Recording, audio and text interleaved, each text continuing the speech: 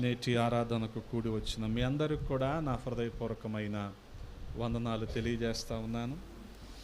దేవుని మహాకృప కనికరాలను బట్టి దేవుడి రీతిగా మనల్ని సజీవుల సంఖ్యలో ఉంచి మరొక ప్రభు దినాన్న ఆయన సన్నిధిలో మనందరం కూడి ఉండటానికి ప్రభువు సహాయము చేశారు. హల్లెలూయా, హల్లెలూయా.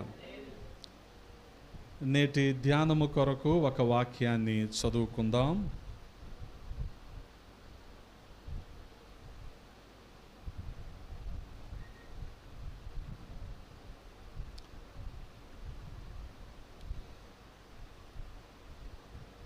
ఫిలిప్పీలకు రాసిన పత్రిక 2వ అధ్యాయము.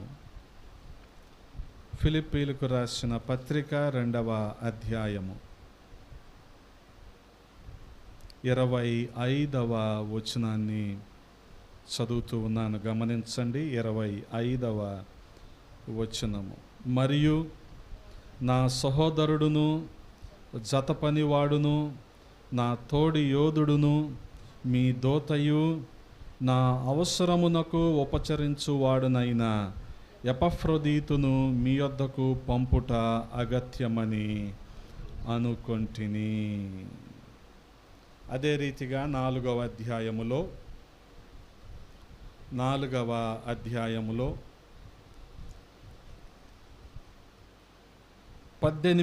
వచనాన్ని కూడా చదువుకుందాం. 18వ వచనము. నాకు సమస్తమును సమృద్ధిగా కలిగి ఉన్నది. మీరు పంపిన వస్తువులు ఎపఫ్రొదీతు వలన పుచ్చుకొని ఏమీయూ తక్కువ లేకయున్నాను. అవి మనోహరమైన సువాసనయు దేవునికి ప్రీతికరమును ఇష్టమునైన యాగమునై యున్నవి. ప్రార్థన.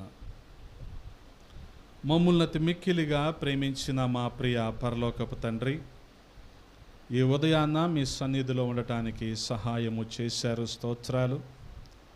గడచిన కాలమంతా మీ రెక్కల నీడలో భద్రపరిచారు. క్షేమాన్ని సమృద్ధిని మాకు అందించారు. వందనాలు.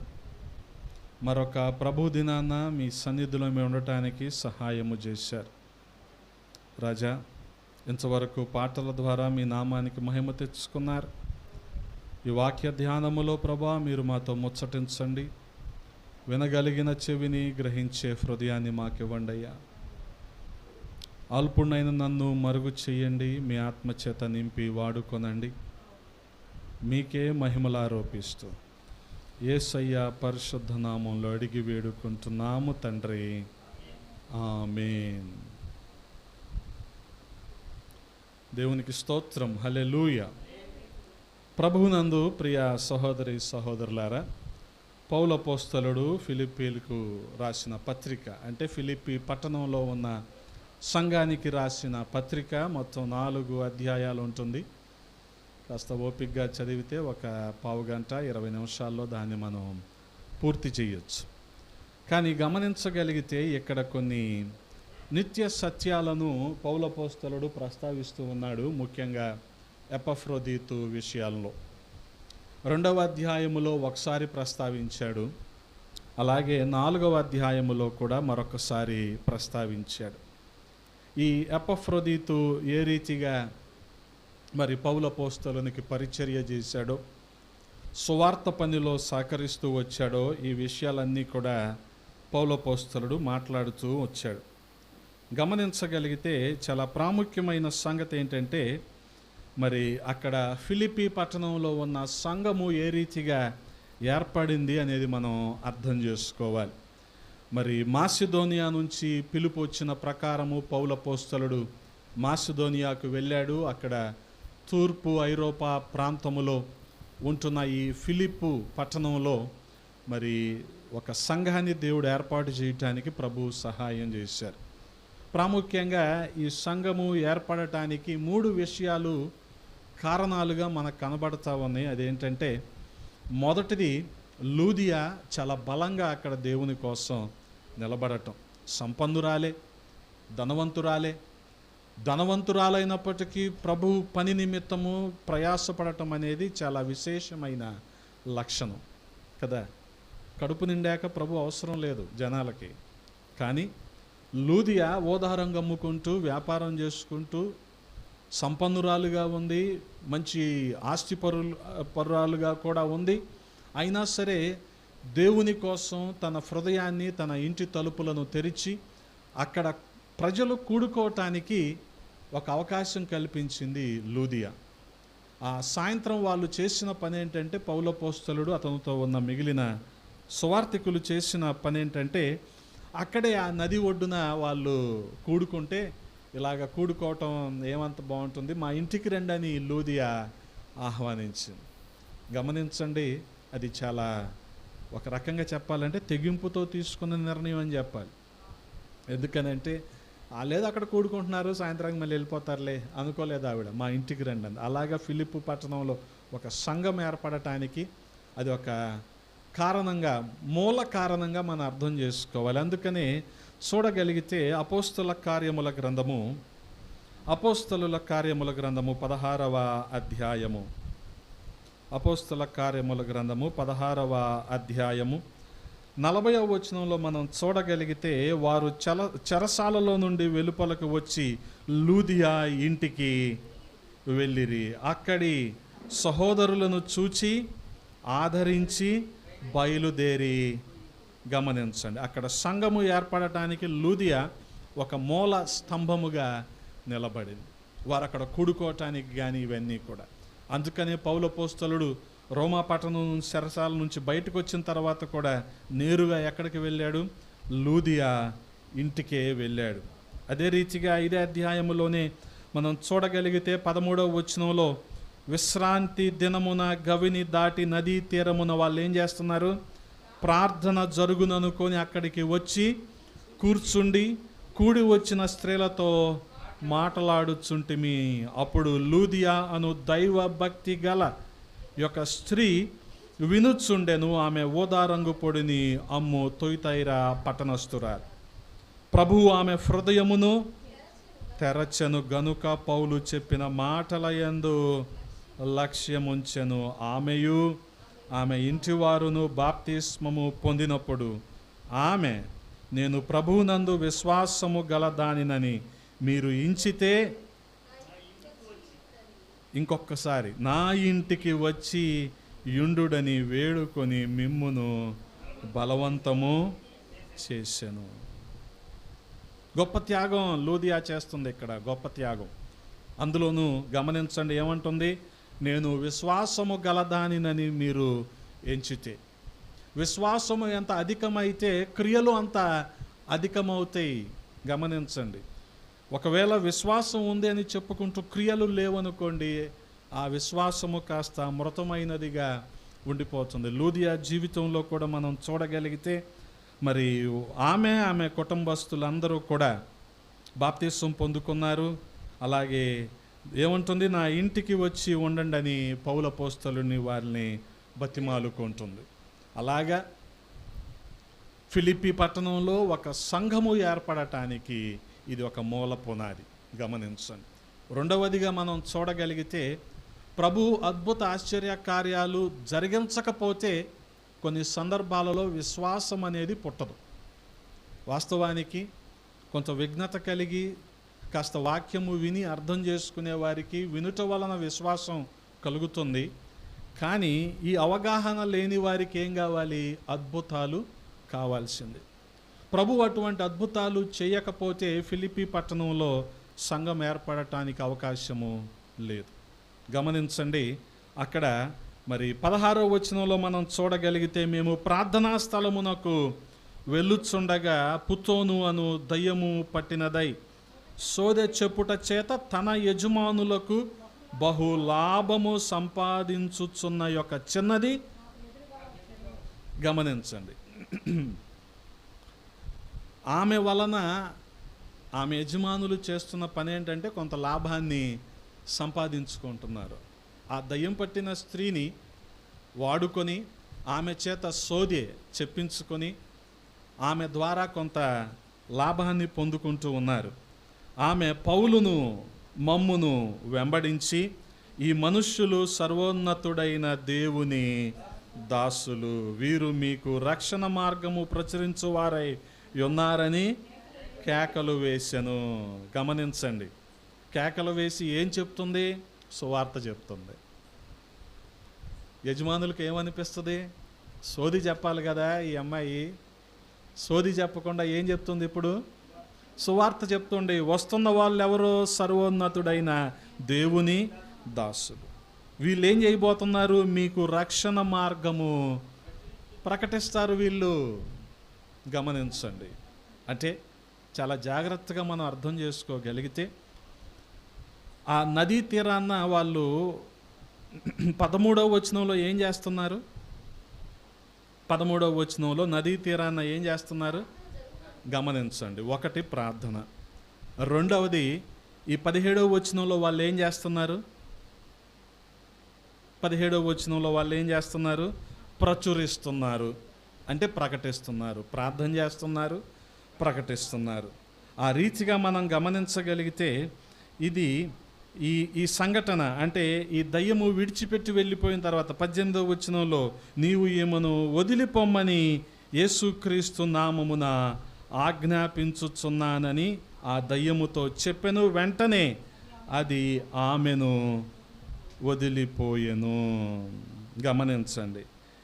ఏ చీకటి శక్తి అయితే ఆ చిన్నపిల్లను పట్టి పీడిస్తూ ఉందో, వీళ్ళు అన్నది ఏంటంటే, దేవుని అధికారము గల నామంలో ఈ అమ్మాయిని నువ్వు విడిచిపెట్టి వెళ్ళిపో, అంతే తప్ప నీ పేరేంటి, నా పేరేంటి, అక్కడ కౌన్ బనేగా కరోడుపతి అట్లా వెళ్ళి ఈ రోజుల్లో ఆడేది అదే జనాలు. నా పేరు చెప్పు, నీ పేరు చెప్పు, వెనక్కి నడుచుకుంటూ వెళ్ళు.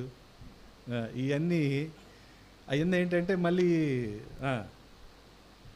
లాభకరంగా ఉపయోగించుకోవటానికే తప్ప అక్కడ కావాల్సింది ఏంటంటే అద్భుతం. ఒకటి బాగా గుర్తుపెట్టుకోండి, మనం కనపడకపోయినా పర్లేదు, దేవుని కార్యాలు కనబడితే చాలు. కానీ ఈరోజు నా దేవుడు కనపడకపోయినా పర్లేదు, మనమే కనిపించాలనుకునే పరిస్థితుల్లో చాలామంది ఉండటం అనేది విచారకరం, చాలా విచారకరం అన్నమాట.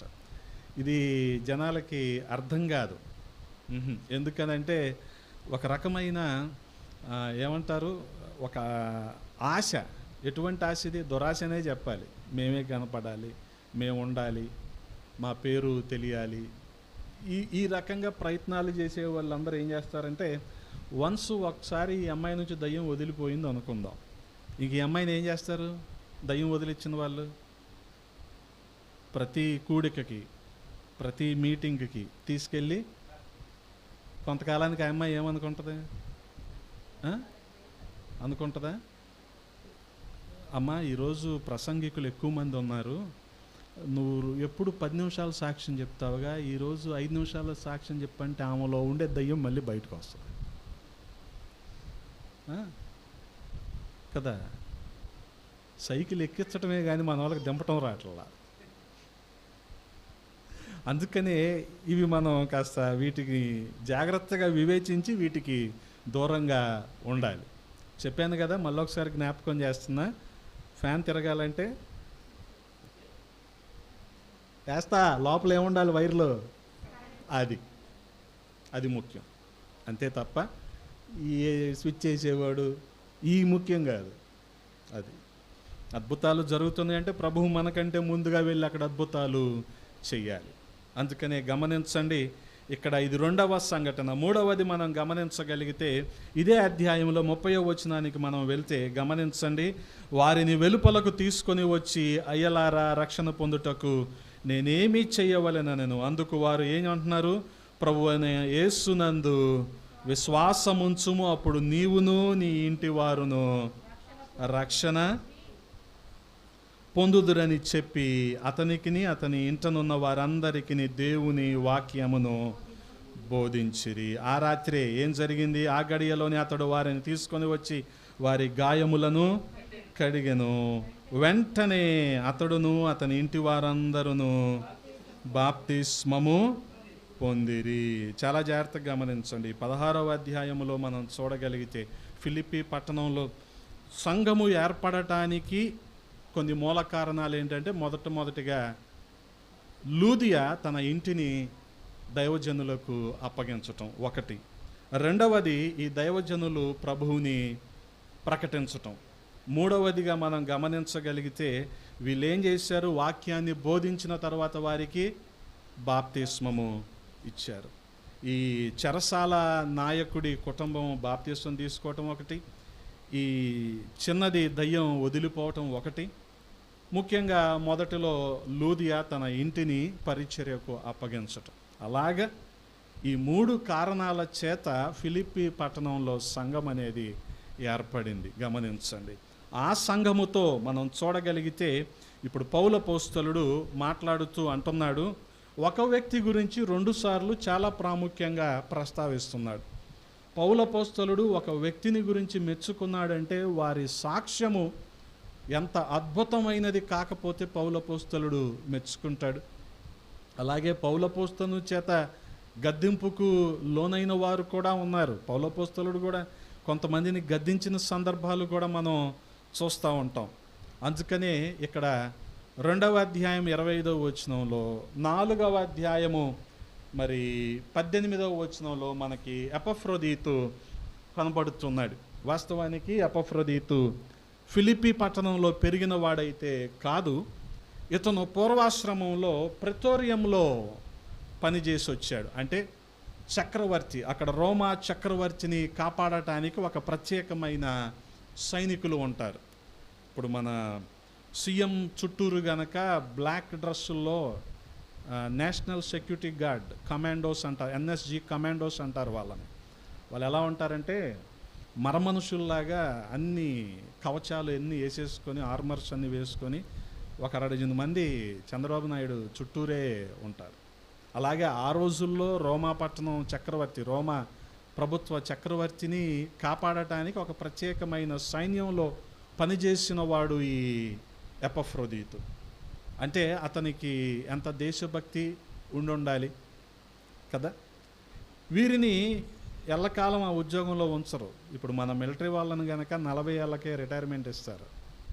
అంతేగాని మిలిటరీ వాళ్ళు సైన్యంలో 60 ఏళ్ళ వరకు పనిచేయడానికి ఉండదు. మరి సార్ 40 ఏళ్ళకి రిటైర్ అయిపోయి వచ్చి ఏం చేయాలంటే వాళ్ళకి ఒక 5 ఎకరాల పొలం ఇస్తారు, లేకపోతే ఒక షాప్ పెట్టుకోవటానికి లోన్ ఇస్తారు, లేకపోతే ఒక లారీ కొనుక్కోవటానికి ఇస్తారు. అంటే ఆ తర్వాత వాళ్ళు జీవనం గడపడానికి ఇవన్నీ ఉపయోగపడుతూ ఉంటాయి. అలాగే ఈ ప్రెటోరియంలో పనిచేసిన వారు గమనించండి. 13వ వచనంలో మనం చూడగలిగితే, మొదటి అధ్యాయము 13వ వచనంలో, ఎలాగనగా నా బంధకములు క్రీస్తు నిమిత్తమే కలిగినవి, ప్రెటోరియ మను సేనలోని వారికందరికిని తక్కిన వారికందరికిని స్పష్టమాయను. ఈ ప్రెటోరియంలో పనిచేసిన వాడే ఈ ఎపఫ్రోదీతు.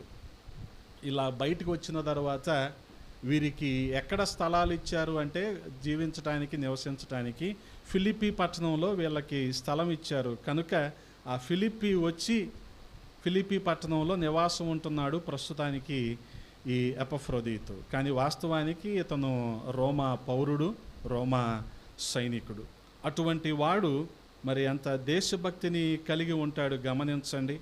అందుకనే మనం చూడగలిగితే మరి పౌలుకు కూడా ఇటువంటి మంచి ఆధిక్యతే ఉంది. అపోస్తుల కార్యముల్లో 28వ అధ్యాయంలో మనం చూడగలిగితే అక్కడ పౌలు అపోస్తలుడు ఎవరితో ఉంటున్నాడో 16వ వచనం, 28వ అధ్యాయము 16వ వచనం, మేము రోమాకు వచ్చినప్పుడు పౌలు తనకు కావలి ఉన్న సైనికులతో కూడా ప్రత్యేకముగా ఉండుటకు సెలవు పొందెను. గమనించండి. అటువంటి రోమా పట్టణం నుంచి వచ్చి ఇప్పుడు మరి ఈ ఎపఫ్రోదీతు ఫిలిప్పీ పట్టణంలో నివాసం ఉంటున్నాడు.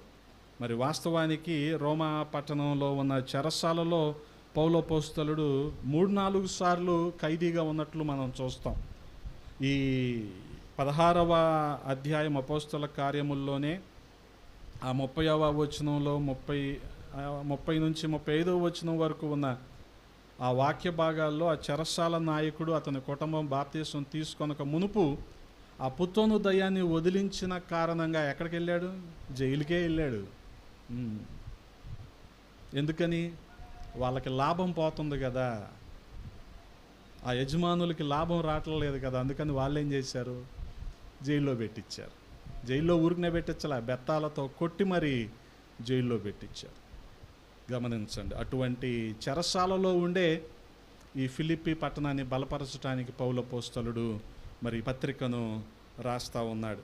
అంత మాత్రమే కాదు, మనం చూడగలిగితే ఈ ఎపఫ్రోదీతు గురించి మరి 2 సార్లు ప్రస్తావించాడంటే ఎంత మంచి లక్షణాలు ఎపఫ్రోదీతులో లేకపోతే పౌలు అపోస్తలుడు ఆ రీతిగా ప్రస్తావిస్తాడు. మొదటిగా ఏమంటున్నాడు, 2వ అధ్యాయము అపోస్తల కార్యముల గ్రంథము 2వ అధ్యాయము 25వ వచనంలో, ఒక్క నిమిషం,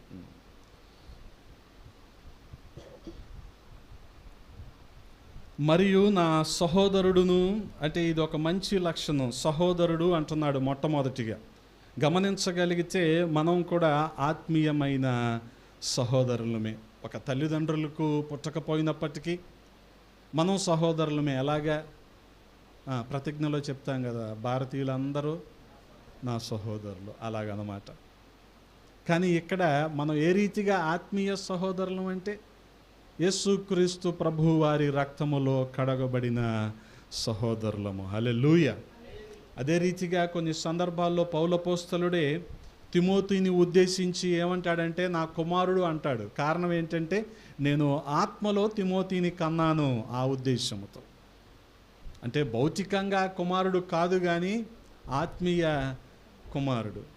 ఇది కూడా చాలా తరచు అతిగా ఈ పదాన్ని వాడి దుర్వినియోగం చేయకూడదు ఈ ఆధిక్యతని. ఆత్మీయ కుమారుడు అంటే ఆత్మీయ కుమారుడు అంతే.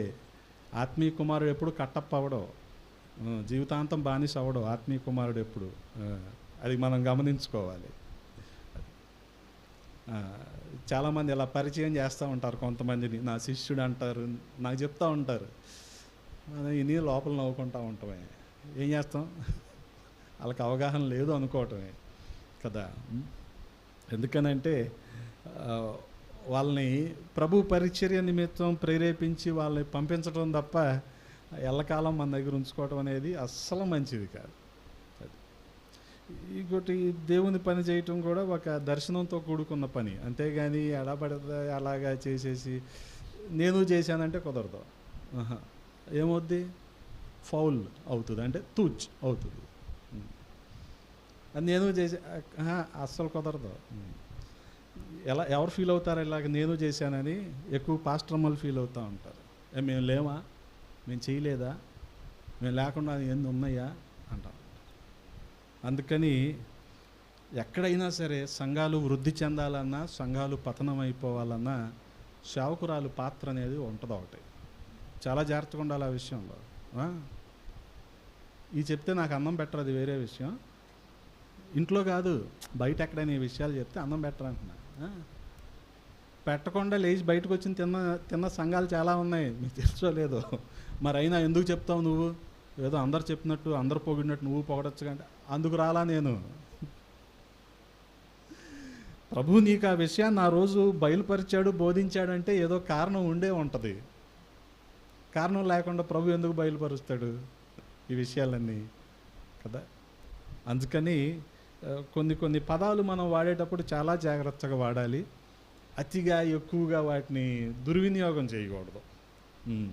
శిష్యుడు, ఆత్మీయ కుమారుడు, ఇవన్నీ ఉట్టి మాటలే. ఎందుకు చెప్తారో తెలుసా? ఆత్మీయ కుమారుడని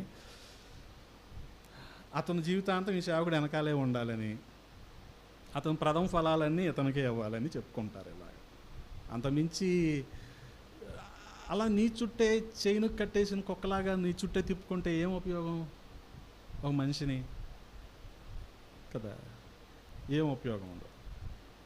అందుకని ఇది వ్యక్తిగతంగా ఎవరికి వారికి ఒక వివేచనతో, వివేకంతో అర్థమైతే తప్ప ఈ నగ్న సత్యాలు ఎవరికి తెలియవు. చాలా జాగ్రత్తగా అర్థం చేసుకోవాలి వీటిని.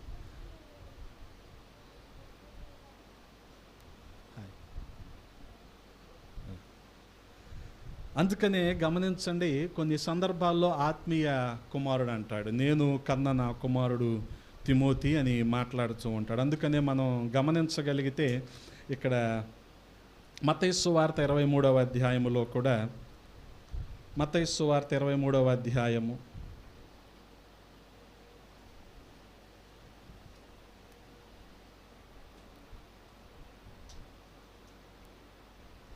8వ వచనంలో మనం చూడగలిగితే, మీరైతే బోధకులని పిలవబడవద్దు, ఒకడే మీ బోధకుడు, మీరందరెవరో సహోదరులు, మరియు భూమి మీద ఎవరికైనాను తండ్రి అని పేరు పెట్టవద్దు, ఒక్కడే ఆయన పరలోకమందున్నాడు.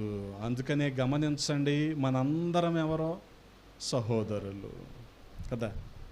యేసుక్రీస్తు ప్రభువు వారి రక్తములో కడుగబడిన సహోదరులు, యేసుక్రీస్తు ప్రభువు వారి ప్రేమను బట్టి రక్షించబడిన సహోదరులు. అందుకనే మనం గమనించగలిగితే కొన్ని కొన్ని కొన్ని అంటే సంఘాలని మందిరాలని నేను అనను, కానీ కొన్ని చోట్ల ఎలాగుంటుందంటే ఇటువంటి ఫార్మాలిటీస్ లేకపోతే ఇటువంటి ప్రోటోకాల్ నడుస్తూ ఉంటుంది.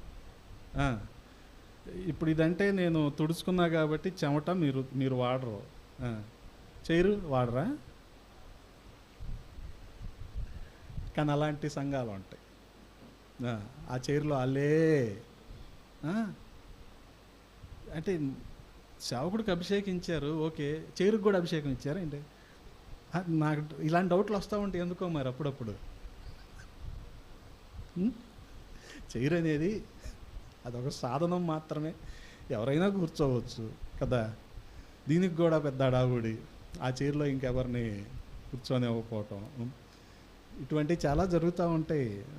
కానీ గమనించండి, పౌలపోస్తలుడు చాలా స్పష్టంగా ఈ విషయాలు మనకి బోధిస్తున్నాడు. ఏమంటున్నాడు? మీరైతే ఆ రీతిగా పిలువబడద్దు, మీరందరూ కూడా సహోదరులు. హల్లెలూయా. ఆ రీతిగా సహోదరుడు అని ఎపఫ్రోదీతును అనగలిగాడు అంటే, ఎపఫ్రోదీతులో మారు మనస్సుకు తగిన ఫలాలు పౌలపోస్తలుడు చూశాడు, కనుకనే ఆ రీతిగా పిలవగలిగాడు. అంత మాత్రమే కాదు, ఆ తర్వాత వచ్చినోళ్ళు, ఇదే వచ్చినోళ్ళు ఆ తర్వాత మాటలో ఏమంటున్నాడు? సహోదరుడు మాత్రమే కాదు, 2వ అధ్యాయము ఫిలిప్పీలకు రాసిన పత్రిక 2వ అధ్యాయం 25వ వచనంలో సహోదరుడితో పాటు తర్వాత ఏమంటున్నాడు? జత పనివాడు. హల్లెలూయా.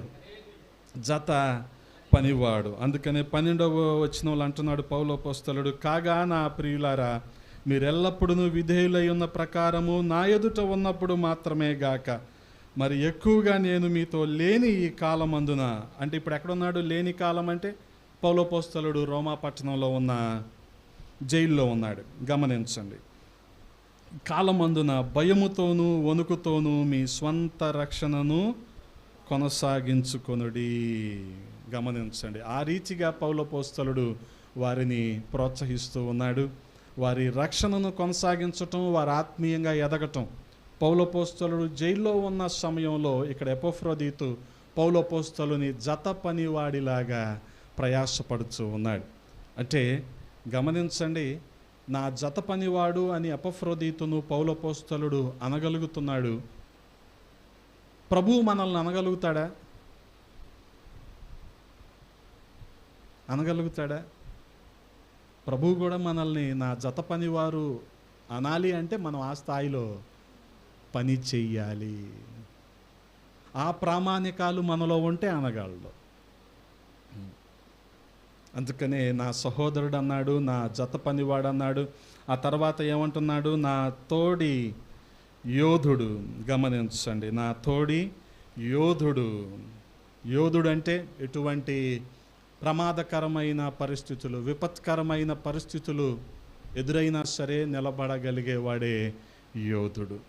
అంత మాత్రమే కాదు, పౌలపోస్తలుడు కూడా తిమోతిని ఉద్దేశించి అంటాడు, 2వ పత్రిక 2వ అధ్యాయములో, తిమోతిని ఉద్దేశించి 2వ పత్రిక 2వ అధ్యాయము 3-4 వచనాల్లో అంటాడు, క్రీస్తు యేసు యొక్క మంచి సైనికుని వలె నాతో కూడా శ్రమను అనుభవించుము. సైనికుడు ఎవడును యుద్ధమునకు పోవునప్పుడు తను దండులో చేర్చుకొనిన వానిని సంతోష పెట్టవలనని ఈ జీవన వ్యాపారములలో చిక్కుకొనడు. గమనించండి, ఆ రీతిగా ఉన్నవాడే యోధుడు. ఆ రీతిగా ప్రభువుని సంతోషపెట్టగలిగిన వాడే యోధుడు. ఇప్పుడు పౌలపోస్తలుడు ఎపఫ్రోదీతు గురించి ఇస్తున్న సాక్ష్యం ఏంటంటే, నా తోడి యోధుడు. అందుకని ఎపఫ్రోదీతు జీవితం కేవలం సిద్ధాంతం మాత్రమే కాదు, అనుసరించదగినది. థియరీ మాత్రమే కాదు ఎపఫ్రోదీతు జీవితం ప్రాక్టికల్ కూడా. ఎందుకనంటే ఆ రీతిగా మారు మనస్సుకు తగిన ఫలాన్ని కలిగి ఉన్నాడు. దేవుని వాక్యానికి విధేయత చూపించాడు. పౌలపోస్తలునితో పాటు పనిచేశాడు. ఆ రీతిగా సువార్తలో ఎంతగానో పౌలపోస్తలునికి సహకారిగా ఉన్నాడు. గమనించండి. ఆ తర్వాత ఏమంటున్నాడు? నా తోడి యోధుడు 25వ వచనంలోనే మీ దూత. దూత అంటే గమనించండి, మెసెంజర్ అంటే వార్తాహరుడు. మనకు తెలిసిన దూత ఎవరో? మనకి దూత తెలియాలంటే మళ్ళీ డిసెంబర్కి వెళ్ళాలి. గాబ్రియల్ దూత కదా. గాబ్రియల్ దూత వచ్చి చెప్పింది ఏంటంటే అందరికీ మెసేజ్, ఒక వర్తమానము. వార్తాహరుడులాగా ఈ దూత పనిచేశాడు. అలాగే ఇప్పుడు నా తోడి యోధుడు, నా జత పనివాడు, నా సహోదరుడు మాత్రమే కాదు, మీకు దూత. ఎందుకనంటే ఇక్కడ రోమా పట్టణంలో ఉన్న ఈ చెరసాలలో నుంచి నా వర్తమానాన్ని లేదా నా ఉత్తరాన్ని మీ దగ్గరికి చేరవేస్తున్నాడు. కాబట్టి ఇతను ఎవరిప్పుడు? మీ దూత. అందుకని గమనించండి, మరి దూతగా పనిచేసేవారు ఎంతో నిబద్ధతతో, ఎంతో నిజాయితీగా పనిచేయాలి కదా. ఇక అందులో ఏ మాట కూడా తీసేయకూడదు. ఏది? ఆ ఉత్తరంలో ఉన్న ఏ మాట కూడా తీసేయకూడదు, ఏ మాట కూడా సొంతగా కలపకూడదు. పౌలపోస్తలుడు ఏమిచ్చి పంపించాడో అదే ఫిలిప్పి పట్టణంలో ఉన్న సంఘానికి ఇవ్వాలి. అందుకనే ఎఫిషియన్సీ అనేది చాలా ముఖ్యమైనది కదా. It determines the success of a messenger. ఒక దూత యొక్క సక్సెస్ని ఏం డిసైడ్ చేస్తుందంటే అతని సామర్థ్యము డిసైడ్ చేస్తుంది. అందుకనే ఒక విషయాన్ని మనం ఏ రీతిగా స్పష్టంగా మనం చేరవేయగలుగుతున్నాము అనేది చాలా ప్రాముఖ్యమైనది. అందుకే మనం చూడగలిగితే యాకోబు కూడా కొంతమంది దూతలను ఏర్పాటు చేసుకున్నాడు. ఆదికాండము 32వ అధ్యాయములో మనం చూడగలిగితే కొంతమంది దూతలని తనకంటే ముందుగా తన సహోదరుడైన ఏశావు దగ్గరికి పంపించాడు. ఎందుకనంటే కాస్త రాజీ కుదురుస్తారని అతని దగ్గరికి పంపించాడు. ఆ రీతిగా చెరసాలలో మరి పౌలపోస్తలునికి పరిచర్య చేశాడు. అలాగే మరి ఒక దూతగా పౌలపోస్తలుడు ఇచ్చిన ఉత్తరాన్ని తీసుకొని మరి ఫిలిప్పి పట్టణంలో ఉన్న సంఘానికి వెళ్తున్నాడు ఎపఫ్రోదీతు. అంత మాత్రమే కాదు, ఆ తర్వాత దూత తర్వాత ఏమంటున్నాడు? నా అవసరమునకు ఉపచరించిన వాడునైనా ఎపఫ్రోదీతు. అంటే పౌలపోస్తలునికి ఏం చేశాడు? ఉపచారము చేశాడు. అంటే ఒక సహకారిగా తన అవసరతల్లో పాలు పొందాడు. గమనించండి, మరి ఆ రీతిగా ఎపఫ్రోదీతు పరిచర్య అనేది చాలా పేరు తెచ్చుకుంది పౌలపోస్తలుని దృష్టిలో.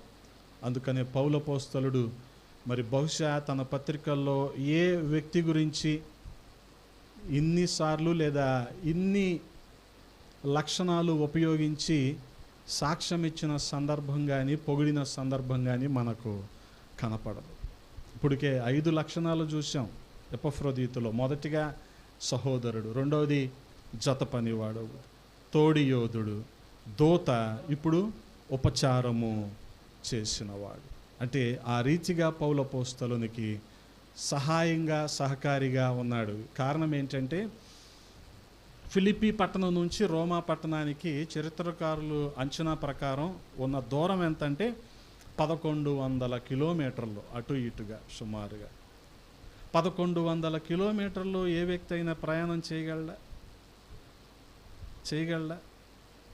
నిలకడగా నిబద్ధతతో ఖచ్చితంగా నేను ఈ ఉత్తరాన్ని సంఘానికి అందించాలి అన్న ఇదితో కదా.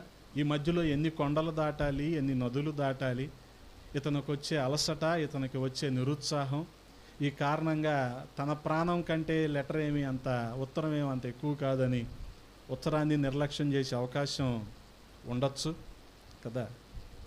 వాస్తవానికి 1100 కిలోమీటర్లు అంటే విజయవాడ నుంచి హౌరా లేదా కలకత్తా వెళ్ళినంత దూరం. పోనీ ఆ రోజున ఏమైనా ప్రయాణ సాధనాలు విరివిగా ఉన్నాయా? ఈ బస్సు కాకపోతే అరగంట తర్వాత ఇంకో బస్సు ఉంటుంది, వెళ్ళొచ్చు. ఈ ట్రైన్ కాకపోతే గంట తర్వాత ఇంకో ట్రైన్ ఉంటుంది, వెళ్ళొచ్చు. ఈ ఫ్లైట్గా మిస్ అయితే తర్వాత నెక్స్ట్ ఫ్లైట్కి వెళ్ళొచ్చు అనే అవకాశాలు ఉన్నాయా? లేవు. ఎందుకు తన ఉపచారం అనేది అంతగా కొనియాడబడింది అంటే బహుశా ఈ 1100 కిలోమీటర్ల ప్రయాణం అయి ఉండొచ్చు. గమనించండి. అందుకే అతను ఒక దూత, అలాగే అతను నాకు ఉపచారము చేసినవాడు. వాస్తవానికి కొంత రిస్కే, జైల్లో ఉన్నవారిని కలవటం అనేది రిస్కే కదా. ఎవరైనా ఏదైనా క్రైమ్లో ఇన్వాల్వ్ అయ్యారంటే వాళ్ళ ఫోన్లు మనం తీస్తామా? ఫోనే తీయం, వాళ్ళని కలుస్తామా? అలాంటిది పౌలు అపోస్తలుడు ఇప్పుడు ఎక్కడున్నాడు? రోమా పట్టణంలో ఉన్న జైల్లో ఉన్నాడు. అతన్ని కలవటం మరి ఎపఫ్రోదీతుకు ఎంత మరి రిస్క్, కానీ ఆ రిస్క్ను కూడా భరించి అతను ఫిలిప్పీ పట్టణంలో ఉన్న సంఘము కోసం త్యాగం చేసినట్లుగా మనం చూస్తూనే ఉన్నాం. అందుకనే 4వ వచనంలో అంటున్నాడు, పౌలు అపోస్తలుడే 4వ వచనంలో అంటున్నాడు, 2వ అధ్యాయములో, మీలో ప్రతివాడును తన స్వంత కార్యములను మాత్రమే గాక ఇతరుల కార్యములను కూడా. తన సొంత కార్యములంటే ఇప్పుడు అతను రిటైర్మెంట్ లైఫ్లో ఉన్నాడు, ప్రశాంతంగా రోమా ప్రభుత్వం ఇచ్చిన వ్యవసాయ భూమినో ఆ స్థలాన్నో చూసుకుంటూ ఉండొచ్చు. కానీ రిస్క్ చేసి ఆ వయసులో కూడా మరి రోమా పట్టణానికి వెళ్ళి చెరసాలలో ఉన్న పౌలు అపోస్తలుని చూసి రావటం, అప్పటికి పౌలు అపోస్తలులు కొంత అనారోగ్యంతో ఉండటం. గమనించండి, ఇవన్నీ మనం పరిచర్య పట్ల ఎటువంటి దృక్పథాన్ని కలిగి ఉన్నామనేవి మనకి బోధిస్తూ ఉన్నాయి. ఎపఫ్రోదీతు జీవితం, పరిచర్య పట్ల మన అవుట్లుక్ ఏంటి, మన యాటిట్యూడ్ ఏంటి అనేది మనకు జ్ఞాపకం చేస్తూ ఉంది. అందుకే తన పనిలో తను చాలా నిబద్ధత కలిగి చాలా మార్గదర్శిగా ఉన్నట్టు మనం చూస్తాం. ఎందుకంటే పౌలు అపోస్తలుడు ఏమన్నాడు? అతడు మీ దూత. అంటే ఫిలిప్పీ పట్టణంలో ఉన్న సంఘం కోసం అతను ప్రయాసపడుతూ ఉన్నాడు. అంత మాత్రమే కాదు, పౌలు అపోస్తలుడికి చేదోడు వాదోడుగా ఉన్నాడు. చేదోడు వాదోడు అంటే చేతికి తోడు, వాక్కుకి తోడు, ఆ రీతిగా ఉన్నాడు. గమనించండి, ఆ కమిట్మెంట్ అనేది తన జీవితంలో కనబడుతుంది, తన క్రియలలో కనబడుతూ ఉంది. గమనించండి, కొన్ని సందర్భాల్లో ఒకవేళ మనకి కొన్ని యోగ్యతా పత్రాలు లేవనుకోండి, లేనప్పుడు అటువంటి పనికి వెళ్ళకుండా ఉండటమే మంచిది. వెళ్ళి అదేదో గందరగోళం చేసేసి దాన్ని హడావుడి అంతా చేసేసి ఆ పనిని కాస్త పీకి పాకం పెట్టేసి అది సక్సెస్ అయితే ఏమంటాం? కృప అంటాం. కృప అంటే ఏంటంటే దేవుడు నీకు ఆ అర్హత, ఆ యోగ్యత, ఆ నైపుణ్యం సంపాదించుకోవటానికి సమయం ఇచ్చాడు చూడు, అది కృప. అంతేగాని బైపాస్లో వెళ్ళి అక్కడ నిలబడి కృప అనకూడ, తప్పది. అంటే నీ కృప నీకు అర్థం కాల కదా. 10th కూడా పాస్ అవన వాళ్ళు ఇక్కడ చిన్న చిన్న స్కూల్స్ ఉంటాయి చూడండి, కట్ట మీద కానీ బందర్ రోడ్ మీద కానీ చిన్న ప్రైవేట్, అలాంటి వాటిల్లో వాళ్ళకి రికగ్నిషన్ కూడా ఉండదు ఆ స్కూల్కి. ఏమంటే మరి వాళ్ళు 10th క్లాస్ వాళ్ళని ఎలాగా అంటే వాళ్ళు ఎక్కడో వేరే స్కూల్ ద్వారా ఫార్వర్డ్ చేస్తారు, అంతేగాని వాళ్ళ స్కూల్ విద్యార్థులు కాదు. వాళ్ళు డబ్బులు కట్టించి ఫార్వర్డింగ్ ఫీజు ఎంత ఉంటుంది? 3,000 కడితే నిన్నైనా ఫార్వర్డ్ చేస్తావు. ఎంతమందిని ఫార్వర్డ్ చేస్తావు చెప్పు? పృథ్వీ దగ్గరికి వెళ్తే 100 మందిని ఫార్వర్డ్ చేస్తాడు కదా. ఇలాంటి స్కూల్స్ ఉంటాయి. ఏదో రకంగా అందులో ఉండి నేను కూడా టీచర్ అనకూడదు. నువ్వు ఎల్కేజీ వాళ్ళకి చెప్పాలంటే పీపీటీసీ చెయ్యాలి, ప్రీ ప్రైమరీ టీచింగ్ కోర్స్ అనేది చెయ్యాలి. నువ్వు ఫస్ట్ క్లాస్ నుంచి 5th క్లాస్ 6th క్లాస్ వరకు చెప్పాలి అంటే నువ్వు డైట్ చేయాలి, డిఈఎల్డి, డిప్లొమా ఇన్ ఎలిమెంటరీ ఎడ్యుకేషన్ చెయ్యాలి కదా. నీకు చేయకుండా, నీకు ఆ యోగ్యతా పత్రం అనేది లేకుండా నువ్వు వాళ్ళకి పాఠాలు చెప్పేసి జీతం తీసుకొని కృప అనకూడదు. తప్పమ్మా, చాలా తప్పది. నీ మనస్సాక్షి ఎలా ఒప్పుకుంటుంది నీకు క్వాలిఫికేషన్ లేకపోయినా నువ్వు పాఠాలు చెప్పి డబ్బులు తెచ్చుకోవటానికి? ఎప్పుడు అనిపించదా? ఒక్కరోజు కూడా నీ మనస్సాక్షిని గుచ్చుకోలేదా కదా. ఇక హై స్కూల్కి చెప్పాలనుకోండి, బీఎడ్ చేయాలి. ఇవేమి లేకుండా, అవి లేకపోయినా సరే నేను చెప్పగలుగుతున్నాను కృప అని కూడా తప్పు, చాలా తప్పది. దేవుడు అవి సంపాదించటానికే, అవి సాధించటానికే సమయం ఇచ్చాడు. 20 ఏళ్ళ వయసు ఇచ్చాడు. అది ఈ 20 ఏళ్ళు ఎందుకు చదువుతున్నాడు మనిషి అంటే తర్వాత 40 ఏళ్ళు హ్యాపీగా ఉండటం కోసం. అందుకని ఇలా రూల్స్ మాట్లాడతామని నేను చాలామందికి అర్థం కాను. చాలా కష్టంగా ఉంటుంది నన్ను ఫేస్ చేయటం. ఎదురు పట్టమే చాలా భయం జనాలకి. ఎందుకనంటే పోత పోసిన విలువలు కదా అవి, అలాగ నిలువెత్తు నిదర్శనం విలువలకి. అది మీ పిల్లలకు కూడా ఎలా ఉంటే అలాగే చేస్తా, అందులో ఏ డౌట్ లేదు. సిస్టమేటిక్గా ఉండాలి, సిస్టమేటిక్గా చదవాలి కదా. ఒక సిస్టమేటిక్ లైఫ్ ఉన్నప్పుడు జీవితంలో సిస్టమేటిక్గా ఉంటాం. 9:30కల్లా ఒక స్టూడెంట్ లాగా పడుకోవాలి. అంతేగాని నూడిల్స్ బండి నడుపుకునే వాళ్ళ రాత్రి 11:30 12 వరకు మేల్కొని ఉండి ఉదయం 8ంటికి లేకపోతే చండాలంగా స్టూడెంట్ లైఫ్లో నాకు అర్థం కాదు అసలు. స్టూడెంట్ అంటే స్టూడెంట్ లాగా ఉండాలి, అంతేగాని ఫ్రైడ్ రైస్ బండోళ్ళలాగా 11:30 పడుకుంటాడు. ఆడు పడుకొని 8ంటికి లేస్తాడు. ఈ సిస్టమేటిక్ లైఫ్ అలవాటు కానప్పుడు అడ్డదారులు తొక్కాలనిపిస్తుంది, బైపాస్లో వెళ్ళాలనిపిస్తుంది. వెళ్ళి నేను సాధించానంటే కష్టం. అవదా. అందుకనే చాలా జాగ్రత్తగా తల్లిదండ్రులు పిల్లలకి చెప్పాలి, దేవుని భయంలో పెంచాలి, సిస్టమేటిక్గా ఏం చదవాలో నేర్పించాలి. వాళ్ళకి ఒక గోల్ ఓరియంటెడ్ లైఫ్ అనేది వాళ్ళ ముందు పెట్టాలి. అది ఆ గురి గమ్యం మిస్ అయ్యారనుకోండి, బైపాసే కదా. బీటెక్ చదివాక 2 స్థలాలు దొంగ రిజిస్ట్రేషన్లు చేయించి డబ్బులు చాలా వచ్చేసినాయి ఎందుకు వస్తాయి? తర్వాత అదే విషయం పేపర్లో పడితే, ఏది ఆ డబల్ రిజిస్ట్రేషన్ విషయమే పేపర్లో పడితే ఎలా ఉంటుంది పరిస్థితి? జనాలకి ఏం అర్థం కావు. జనాల పరిస్థితి ఎలా ఉంటుందంటే, ఒక కడియం ఒక చైన్ ఉన్న ఏ మసిమోహన్ అయినా అమ్మాయి చూస్తుంది కదా అనుకుంటారు. చూసింది కడియాన్ని, నిన్ను కాదు. జనాలు అదే ఈరోజు ఆలోచించేది అదే. అందుకని చాలా జాగ్రత్తగా ఆలోచించాలి.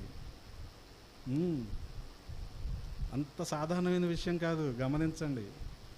భక్తి జీవితాన్ని ప్రాక్టికాలిటీలోకి తీసుకువెళ్ళటం అంటే, ఆచరణలో పెట్టడం అంటే ఇదే ఎక్కడో చోట రాజీ పడిపోవటం కాదు. ఆ రీతిగా ఇన్ని లక్షణాలు 25వ వచనంలో 5 లక్షణాలు అతనిలో కనపడుతున్నాయి. ఆ తర్వాత ఏమంటున్నాడు 26వ వచనంలో, అతడు రోగి ఆయనని మీరు వింటిరి గనుక అతడు మిమ్మునందరినీ చూడ మిగుల అపేక్ష గలవాడై విచారపడుచుండెను.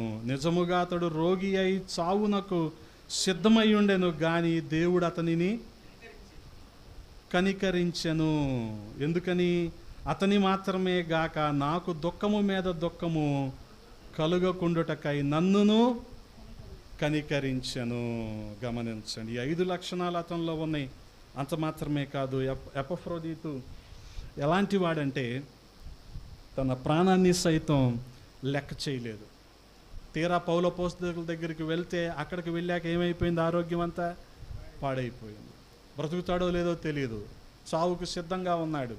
అందుకని అప్పుడు అతనికి ఏమనిపించింది? సంఘం గుర్తొచ్చింది.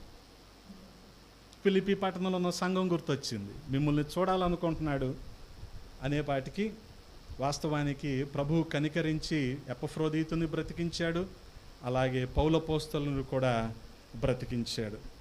ఈ ఎపఫ్రోదీతు గురించి చదువుతున్నప్పుడు నాకు చాలా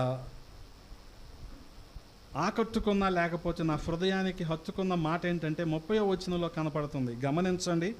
అతడు తన ప్రాణమునైనను లక్ష్య పెట్టక క్రీస్తు యొక్క పని నిమిత్తము చావునకు సిద్ధమై ఉండెను గనుక పూర్ణానందముతో ప్రభువునందు అతనిని చేర్చుకొని అట్టి వారిని ఘనపరచండి. ఎలాంటి వాడు ఇతను? గమనించగలిగితే ఇతను ప్రాణాన్ని సైతం లక్ష్య పెట్టని వాడు. ఒక ఇద్దరు వ్యక్తులు ప్రాణాన్ని సైతం లక్ష్య పెట్టరు. ఎవరు? ఒకరు అమర ప్రేమికులు, వాళ్ళకి ప్రాణంతో సంబంధం లేదు కదా. అందుకని వాళ్ళు ఏం చేస్తారు? 2 తారలు తీసుకొని ఎదురు బదురు గుద్దుకుంటా ఉంటారు. ఇది 2 రాష్ట్రాలు చూస్తూ ఉంటాయి. అరే వాళ్ళకేమనిపించదు. అరే ఆ 20 లక్షలే ఏంట్రా, 20 లక్షలు తల అలా కొట్టుకుంటున్నారా? మీరు చూడలేదా? 2 రాష్ట్రాలు చూసినాయి. విజయవాడలో 2 యవనస్తులు ఎదురు బదురు తారులతో ఒక అమ్మాయి గురించి కొట్టుకుంటున్నారు. వాళ్ళకి చావు అంటే అది. ప్రాణాన్ని లక్ష్య పెట్టని వాళ్ళు ఎవరు? ప్రాణాన్ని కూడా లెక్క చేయని వాళ్ళు ఎవరంటే వాళ్ళే. ఒకటి అమర ప్రేమికులు, రెండోది అవమానాన్ని భరించలేనివారు. అవమానాన్ని భరించలేనివారు. అన్ని సబ్జెక్టుల్లో 60-70 వచ్చి లెక్కల్లో 33 వచ్చినాయి అనుకో, భరించలేరు వాళ్ళు. భరించలేరు కాబట్టి నీళ్ళు లేని బావి ఎక్కడో చూసుకొని అక్కడ దూకుతారు. అవమానాన్ని భరించలేని వాళ్ళు ప్రాణాన్ని లెక్క చేయరు. అమర ప్రేమికులు ప్రాణాన్ని లెక్క చేయరు. మరి ఇద్దరిలో ఎవరై ఉండాలి ఇతను? ఎపఫ్రోదీతు ప్రాణాన్ని లక్ష్య పెట్టనివాడు ఎవరై ఉండాలి? ఇతనికి అవమానాలు ఏం లేవు, ఇంకేమై ఉండాలి? 2వ ఆప్షన్ ఏముంది మనకి? అది పరిచర్య పట్ల ప్రేమ అతన్ని ఏం చేస్తుంది? ప్రాణాన్ని సైతం లెక్క చేయకుండా అతన్ని 1100 కిలోమీటర్లు నడిపించింది. కొండలెక్కాడు, దిగాడు, నదులు దాటాడు. తీరా అక్కడికి వెళ్ళాక అనారోగ్యం పాలైపోయాడు. చావు బతుకుల మధ్యలో ఉన్నాడు. బ్రతుకుతాడో లేదో తెలియదు, కానీ దేవుడు కనికరించి అతన్ని బ్రతికించాడు. అంత మాత్రమే కాదు, మరి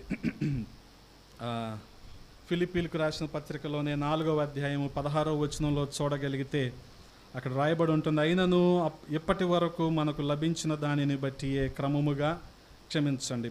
4వ అధ్యాయము ఏలయనగా తెసలోనికలో కూడా మీరు మాటి మాటికి నా అవసరము తీర్చుటకు సహాయము చేసితిరి. గమనించండి. అంటే ఈ సహాయము చేసే విషయములో కూడా మరి ఎపఫ్రోదీతు నమ్మకంగా ఉన్నాడు. అందుకనే 18వ వచనంలో ఏమంటున్నాడు? నాకు సమస్తమును సమృద్ధిగా కలిగి ఉన్నది, మీరు పంపిన వస్తువులు ఎపఫ్రోదీతు వలన పుచ్చుకొని ఏమీయూ తక్కువ లేక ఉన్నాను. అవి మనోహరమైన సువాసనయు దేవునికి ప్రీతికరమును ఇష్టమునైన యాగమునై ఉన్నవి. గమనించండి. ఆ రీతిగా ఎపఫ్రోదీతు ఎలాంటి వాడంటే నమ్మకస్తుడు. మరి ప్రాణాన్ని లెక్క చేయని వాళ్ళు ఎలాగైతే 2 రకాలుగా ఉంటారో, నమ్మకస్తులు కూడా 2 రకాలుగా ఉంటారు. ఒకటి స్వతహాగా నమ్మకంగా ఉండేవాళ్ళు, రెండోది నమ్మకంగా ఉంటున్నామని నమ్మించేవాళ్ళు. By default, by nature they are trustworthy. నమ్మకంగా ఉన్నవాళ్ళు అది ఎవరు? మోషే. నా ఇల్లంతటిలో నమ్మకస్తుడు. ప్రభువే ఆ మాట చెప్తున్నాడు, ఏ వ్యక్తులు కాదు చెప్తుంది ఆ మాట. ప్రభువే చెప్తున్నాడు, మోషే నా ఇల్లంతటిలో నమ్మకస్తుడు. అందుకనే ఇక్కడ 4వ అధ్యాయంలో చూడగలిగితే ఎపఫ్రోదీతులో ఈ లక్షణం కూడా, ఇది ప్రాణాన్ని లెక్క చేయకపోవటం మాత్రమే కాదు, నమ్మకాన్ని కలిగి ఉండటం, నమ్మకంగా ఉండటం. అంటే సంఘం ఏదైతే ఇచ్చిందో, సంఘం ఇచ్చినట్టు తీసుకొని రోమా జైల్లో ఉన్న పౌలు అపోస్తలుల దగ్గరికి తీసుకువెళ్ళటం, అందులో కూడా నమ్మకస్తుడుగా ఉన్నాడు. అందుకని లూకా సువార్త 16వ అధ్యాయంలో రాయబడి ఉంటుందిగా, కొంచెంలో నమ్మకంగా ఉండేవాడు ఎక్కువలో కూడా నమ్మకంగానే ఉంటాడు. మిక్కిలి కొంచెంలో అన్యాయంగా ఉండేవాడు ఎక్కువలో కూడా అన్యాయంగానే ఉంటాడు. అందుకని అన్యాయపు సిరి విషయంలో నమ్మకంగా ఉండకపోతే సత్యమైన ధనం మనకి ఎక్కడి నుంచి వస్తుంది అంటాడు. మనకు రావాల్సిన మనం ఇవ్వాల్సిన వాటిలో మనం నమ్మకంగా లేకపోతే మనకు రావాల్సింది ఎక్కడి నుంచి వస్తుంది కదా. ఎపఫ్రోదీతు అంత నమ్మకంగా ఉన్నాడు. అంత మాత్రమే కాదు, గమనించగలిగితే అటువంటి నమ్మకత్వాన్ని కలిగి ఉన్నాడు. వాస్తవానికి నమ్మకత్వం అనేది ప్రభువు ప్రతి వ్యక్తి నుంచి ఆశించేది. అందుకే ఆయన మెచ్చుకున్నా సరే ఎలా మెచ్చుకున్నాడు? నమ్మకమైన నమ్మకమైన మంచి దాసుడా అని. అంత మాత్రమే కాదు, మరి గమనించండి, ఇన్ని లక్షణాలు పౌలు అపోస్తలునిలో ఎపఫ్రోదీతులో మనం చూస్తూ ఉన్నాం. అతడు సహోదరుడిగా ఉన్నాడు, అలాగే జత పనివాడిగా ఉన్నాడు, తోడి యోధుడిగా ఉన్నాడు, దూతగా ఉన్నాడు, పౌలు అపోస్తలునికి ఉపచారము చేసిన వాడిగా ఉన్నాడు, అలాగే తన ప్రాణాన్ని సైతం లెక్క చెయ్యని వాడిగా ఉన్నాడు. అలాగే పౌలు అపోస్తలునికి మాత్రమే కాదు, దేవునికి కూడా నమ్మకస్తుడిగా ఉన్నాడు. అందుకనే 2వ అధ్యాయములో మరిన్ని వచనాలు మనం చూడగలిగితే, 2వ అధ్యాయములోనే 26వ వచనం నుంచి, అతడు రోగి ఆయనని మీరు వింటిరి గనుక అతడు మిమ్మును అందరినీ చూడ మిగుల అపేక్ష గలవాడై విచారపడుచుండెను. నిజముగా అతడు రోగి అయి చావునకు సిద్ధమై ఉండెను గాని దేవుడు అతని మాత్రమే గాక నాకు దుఃఖము మీద దుఃఖము కలుగకుండుటకై నన్నును కనికరించెను. కాబట్టి మీరు అతనిని చూచి మరలా సంతోషించు నిమిత్తము, నాకున్న దుఃఖము తగ్గు నిమిత్తము అతనిని శీఘ్రముగా పంపితిని. నా ఎడల మీ ఉపచర్యలో ఉన్న కొదువను తీర్చుటకై అతడు తన ప్రాణమునైనను లక్ష్య పెట్టక క్రీస్తు యొక్క పని నిమిత్తము చావునకు సిద్ధమై ఉండెను గనుక పూర్ణానందముతో ప్రభువునందు అతనిని చేర్చుకొని అట్టి వారిని ఘనపరుచుడి. గమనించండి, ఈ 5 వచనాల్లో ఎపఫ్రోదీతు ఏంటో మనకి అర్థమైపోతుంది. వాస్తవానికి ప్రతి విశ్వాసి కూడా ఎపఫ్రోదీతులాగా ఉండాలనేదే దేవుని సంకల్పం. గమనించండి, విశ్వాసంలో అంతకంతకు ఎదగటం ఒక ఎత్తు అయితే, ప్రభువుకు నమ్మకంగా ఉండటం అనేది మరొక ఎత్తు. అలాగే పరిచర్య విషయంలో సహకారముగా ఉండటం అనేది ఒక ఉన్నతమైన లక్షణం, అది ఒక ఉన్నతమైన లక్షణం. అందుకని ఇక్కడ ఎపఫ్రోదీతు తన రిటైర్మెంట్ లైఫ్ని చాలా ఆనందంగా గడిపేయచ్చు, కానీ ప్రాణాన్ని కూడా లక్ష్య పెట్టకలేదు, అలాగే చావుకు కూడా సిద్ధమైపోయాడంట. అటువంటి తెగువ, అటువంటి త్యాగం ఇతనిలో మనం చూస్తూ ఉన్నాం. ఇప్పటికిప్పుడు మనల్ని ఎవరు ప్రాణాలు అడగట్లేదు, కానీ 2 సంవత్సరాలు పోతే అడుగుతారు. అప్పుడు మనం సిద్ధంగా ఉండాలి. 28 నుంచి మొదలవుద్ది, మనం సిద్ధంగా ఉండాలి. అది పరిస్థితులన్నీ మారిపోతాయి కదా. అప్పుడు మనం ప్రభువుకి నిలబడటం అనేది, ప్రభు కోసం నిలబడటం అనేది చాలా గొప్ప విషయం అవుతుంది. అప్పుడు ఇక వాటికి తట్టుకొని 30 వరకు వెళ్తే ఇక హతసాక్షుల రోజులు వస్తాయి. అది అందుకనే ఎవరి స్వేచ్ఛ, ఎవరి వ్యక్తిగత నిర్ణయాలు వాళ్ళవి కదా మతం విషయంలో. కానీ ఆ విషయంలోనే రకరకాల దురాభిప్రాయాలతో మనుషుల్ని రెచ్చగొడుతున్న రోజులు. మీరు మందిరానికి వెళ్తే మీ రాయితీలు ఆపేస్తాం అనే రోజులు. వాళ్ళకు నచ్చి వస్తున్నారండి, వాళ్ళు రాయితీలు ఎందుకు ఆపుతారు అని అడిగేవాడు లేడు కదా. అందుకనే అప్పుడు మనం ఈ 30వ వచనంలో చెప్పిన రీతిగా ప్రాణాన్ని లక్ష్య పెట్టని వాళ్ళలాగా ఉంటామా, చావుకు సిద్ధమైన వాళ్ళలాగా ఉంటామా? అప్పుడు ఆలోచిద్దాం. 28 నుంచి మొదలవుద్ది. చాలా జాగ్రత్తగా ప్రస్తుత పరిస్థితులు మీరు అర్థం చేసుకోగలిగితే చుట్టుపక్కల రాష్ట్రాల్లో ఏ రీతిగా ఈ మత స్వేచ్ఛ అనేది అణిచివేయబడుతుందో మనం చూస్తూ వస్తున్నాం. కాబట్టి వీటి గురించిన అవగాహన మనకు ఉండాలి. ఎక్కువగా ప్రభువుని బతిమలాడుకోవాలి మనం కదా. ఇటువంటి పరిస్థితుల్లో కూడా అనేకులు ప్రభు వద్దకు రావటానికి మన గిద్దలూరులో ఓబులాపురం గ్రామంలో కొట్టడం ఒక్కటే తక్కువ మమ్మల్ని. మీ వాళ్ళు ఎక్కడ ఉంటే అక్కడికి వెళ్ళి చెప్పుకోండి, ఎక్కడికి వచ్చి చెప్తారేంటి అని కామ్గా కారు ఎక్కేసి, ఆ రోజు మా డ్రైవర్ కాదు, అక్కడ లోకల్ డ్రైవర్ కాబట్టి వచ్చిన రూట్లో కాకుండా వేరే వేరే రూట్లలో తప్పించుకొని అంతా తిరిగి ఆ కొండల మధ్యలో నుంచి మళ్ళీ గిద్దలూరు వచ్చాం. అంటే ప్రజలలో ఎటువంటి భావనని వాళ్ళు తీసుకెళ్ళిపోతున్నారు అనేది మనం అర్థం చేసుకోవాలి. ముఖ్యంగా క్రైస్తవ్యం పట్ల ఎందుకు యావగింపు వస్తుంది అర్థం చేసుకోవాలి కదా. రాజ్యాంగం ప్రకారం ఏ స్వేచ్ఛ ఉంది? ఎస్సీలు ప్రభువుని నమ్ముకుంటే వాళ్ళ హక్కులు పోతాయా?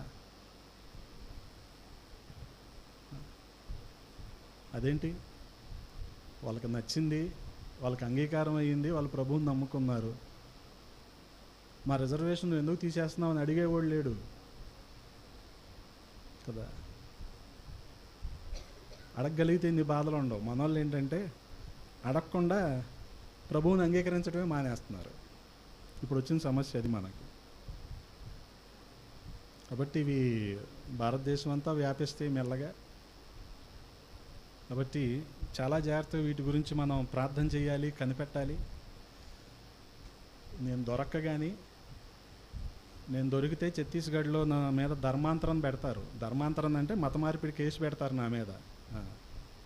దొరక్క ఉన్నాయి ఇక్కడ అంతే.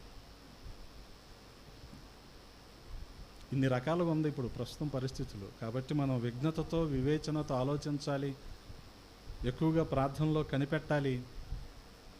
ఎపఫ్రోదీతులో నాకు ఆ 30వ వచనంలో ప్రాణాన్ని లక్ష్య పెట్టని వాడనేది ఎంతగానో నా హృదయాన్ని తాకింది. అలా కూడా ఉంటారా? వాట్ ఏ వండర్ఫుల్ మ్యాన్ అనిపించింది ఎపఫ్రోదీతు కదా. ఎవరైనా సరే నొప్పి తగలనంత వరకు సేవ చేస్తారు కానీ, పరిచర్య చేస్తారు కానీ, ప్రాణాల మీదకి వస్తే ఎవరు చేస్తారు? ఎపఫ్రోదీతులో ఆ లక్షణం చాలా ప్రత్యేకమైంది. మనకు కూడా అటువంటి సిద్ధపాటు ఉండాలి. ఆ సిద్ధపాటు కోసమే ప్రభు ఈ ఉదయాన్న మనతో మాట్లాడుతున్నాడు. ఎపఫ్రోదీతును మన ముందుంచాడు. కాబట్టి అవకాశం ఉంటే ఆ 2వ అధ్యాయాన్ని కాస్త పూర్తిగా చదవండి, మీకు మరిన్ని మెలకువలు తెలుస్తాయి, మరింత అవగాహన కలుగుతుంది. అటువంటి కృప దేవాది దేవుడు మనందరికీ దయచేయునుగాక. ఆమేన్. తలలు వంచండి, ప్రార్థన చేసుకుందాం.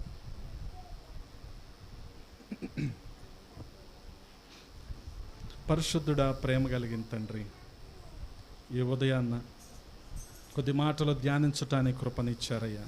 ఎపఫ్రోదీతును మా ముందు ఉంచారు. మేము కూడా అటువంటి సిద్ధపాటు కలిగి ఉండటానికి సహాయము చేయండి రాజా. విన్న మాటలు మా హృదయంలో భద్రపరచండి, నీరు కట్టి ఫలింపులోనికి తీసుకొనిరండి. ప్రతి ఒక్కరిని దీవించమని యేసయ్య నామంలో అడిగి వేడుకుంటున్నాము తండ్రి. ఆమేన్.